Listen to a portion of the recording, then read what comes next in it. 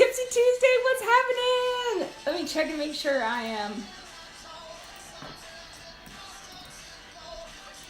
in the right group because I've done that before. Remember me for centuries. This is like one of my favorite songs. We are good. It's like one of my favorite songs to pump up to. I don't own the rights to this. No, I do not. We are going to be talking the Cookie Monster approach today. You know, one of the things that I've struggled with pretty much all the time is approaches. What's up, Jessica? Is approaches. And I think I struggled with it a lot because I started out in, when I started out in the industry, I started out learning attraction marketing, and attraction marketing is a beautiful thing if you know how to use it right. And I was being taught to use it improperly because I did not have any kind of background in making a ton of money or anything like that, so I couldn't just show my face on Facebook and have everybody be like, I want to be with you, I love you, oh my god, it's Samantha Woo! It just didn't happen for me. So with that being said, we do have to approach people.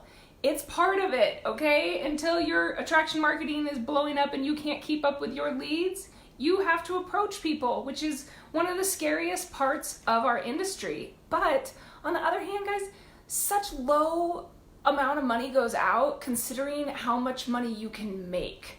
In any other business, you need to be putting money out in order to get millions back. So we're in a world where, like, literally all we have to do is approach. But it becomes one of the most scariest things for us. So I'm going to talk about the Cookie Monster approach today.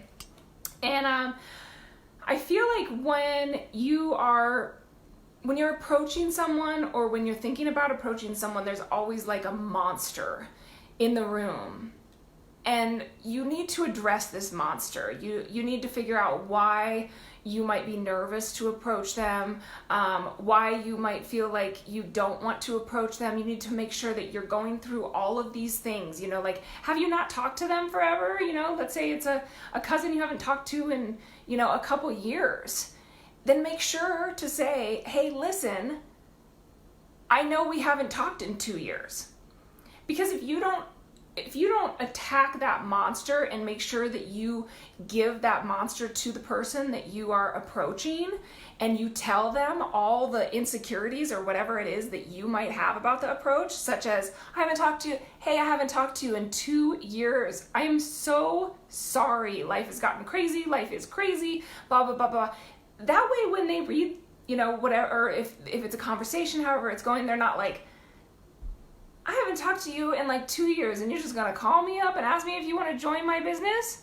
If you tell them, hey, I know we haven't talked in 2 years, they don't have that wall that she's just gonna call me up after 2 years and ask me to join a business.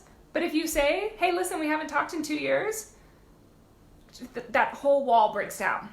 So that's the monster. That's the cookie monster in the room. He wants to eat your cookies. You have the cookie. The cookie is your business. You have the cookie. The cookie is also the approach. So think of it like an Oreo cookie, or whatever cookie that you like that has cream in the middle.